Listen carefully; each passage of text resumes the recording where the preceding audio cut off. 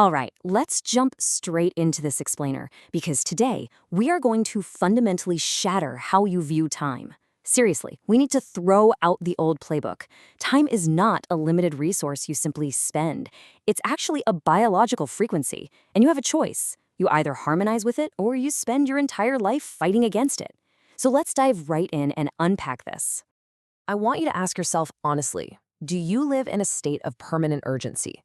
Because the truth is, most humans live as absolute slaves to Chronos. And by Chronos, I mean that relentless, linear, mechanical ticking of the clock. Most of us view time as a predator, right? It's this constantly depleting asset that creates this low-level, permanent hum of anxiety in the background of everything we do. And here's the thing, when you treat time like a predator, you are always the prey. You're constantly running, constantly trying to catch up, and frankly, you're never going to win that race. And this feeling of being totally frantic, it isn't just in your head. It is what we call the time debt. It's a literal neurochemical trap. When you live in permanent urgency, your body just floods your system with cortisol.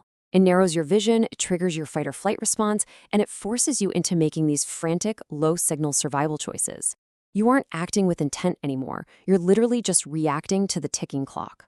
But here is the massive paradigm shift we need to talk about. High performers, the people we'll call sovereigns, they completely reject the linear clock. To a sovereign, time is not a straight line. It is structural. It's literally an architecture that they can move around inside of, shape and command at will. They don't play by the rules of the clock. They step completely outside of them. So let's officially kick off the temporal audit and look at the biology here. Deep inside your brain, you have this thing called the suprachiasmatic nucleus. Think of it as your physical master clock. But, and this is absolutely crucial, it is your dopaminergic system that actually dictates your perception of speed. When you feel super frantic and time poor, it just means your brain is processing reality at a rate that completely exceeds your ability to command it. Which brings us perfectly to the Law of Temporal Advantage. This law is simple but profoundly powerful. The one who can expand the perceived second absolutely wins. True mastery in any field belongs to the person who is the most internally calibrated. Think about it. If you can slow down your internal perception of time while everyone else around you is completely frantic, you literally give yourself more time to act within the exact same physical second. It's like a superpower.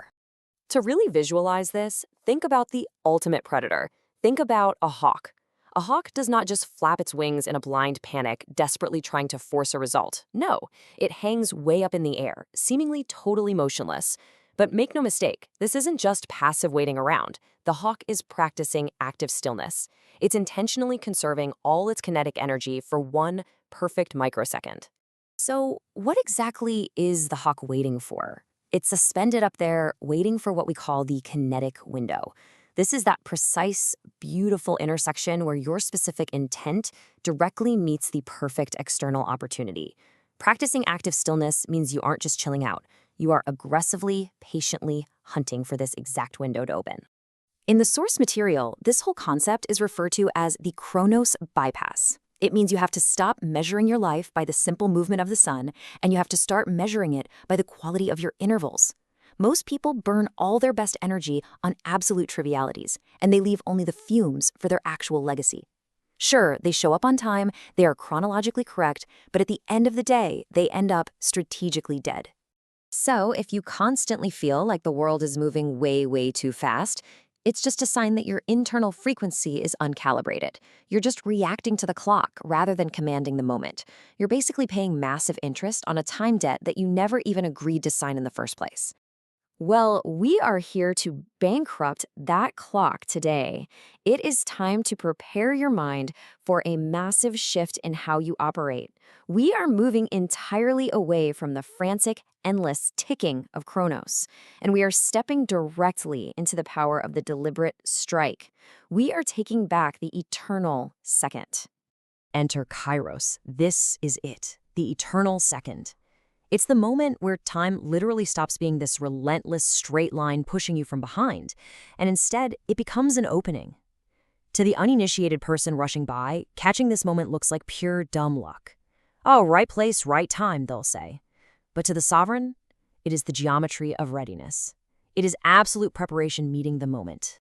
How do you actually achieve this? You do it by operating with incredibly high signal quality. While the rest of the world is desperately filling every single void with useless noise, you have to cultivate the deep interval. Your brain shifts into a high-resolution mode. The blur of everyday life just slows down. You can suddenly spot the exact microsecond a competitor falters, or the exact moment a massive opportunity opens up. To actually enter this elusive window, you have to implement the Deceleration Protocol. It's 4 distinct steps: stop, recalibrate, wait, and then strike.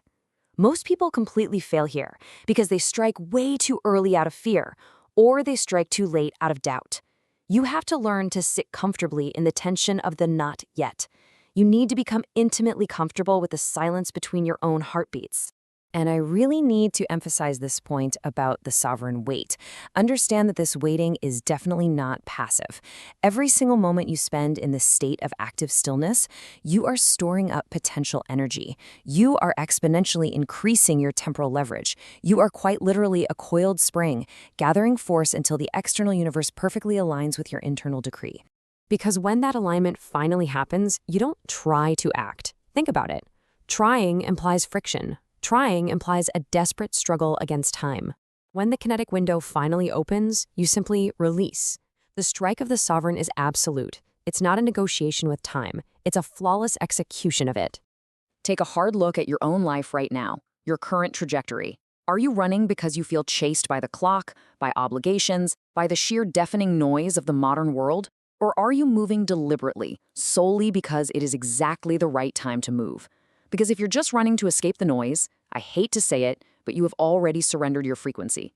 It is time to completely abandon the illusion of a linear, depleting clock. Start measuring your life by the sovereign moments you actually step up and seize. Because the reality is, one single second of pure, absolute alignment is worth more than a decade of frantic, uncalibrated motion. The quality of the interval is literally everything. I'm going to leave you with this final, provocative thought to chew on. The hourglass is turning right now. The kinetic window is opening up right in front of you. Will you command the moment and strike? Or will you let the noise consume you and simply be forgotten? The choice of how you master your time is entirely up to you. Until next time, stay calibrated. Welcome back to The Explainer. Today, we are fundamentally changing how you interact with reality.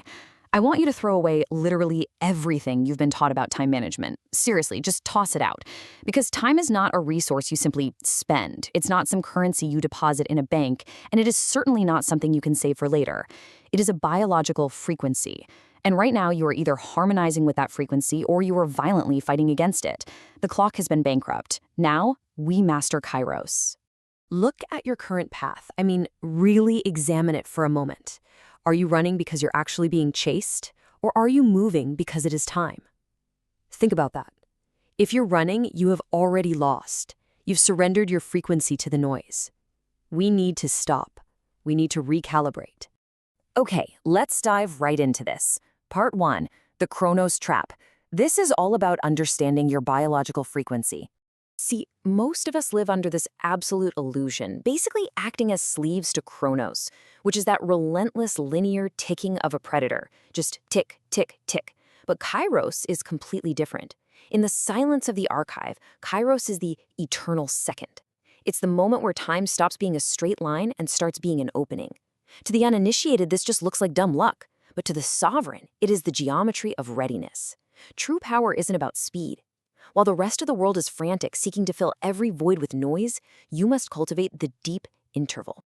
Because when you're stuck in Chronos, you accumulate time debt. And man, this is a vicious neurochemical trap. Your inbox pings, the clock ticks, your system just floods with cortisol.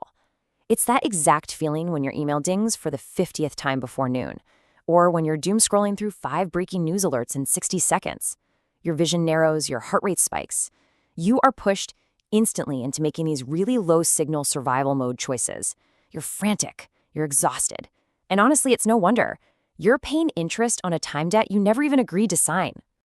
Section 2, the Law of Temporal Advantage. Let's talk about commanding time instead of just playing defense against it. And this brilliantly illustrates exactly what's going on under the hood. To shift from playing defense to playing offense, you have to look inside your brain. You've got this thing called the suprachiasmatic nucleus, which serves as your master clock. It tracks physical time, and no, unfortunately, an extra shot of espresso won't change its pace. But then look at your dopaminergic system. This is what dictates your perception of speed. When you feel frantic and time poor, it's not because time is actually moving faster. It's because your dopaminergic system is processing reality at a rate that completely exceeds your ability to command it. Basically, your brain is overriding the master clock because you lack calibration. The Law of Temporal Advantage states that power does not belong to the fastest, but to the one who is most calibrated. The one who can expand the perceived second wins.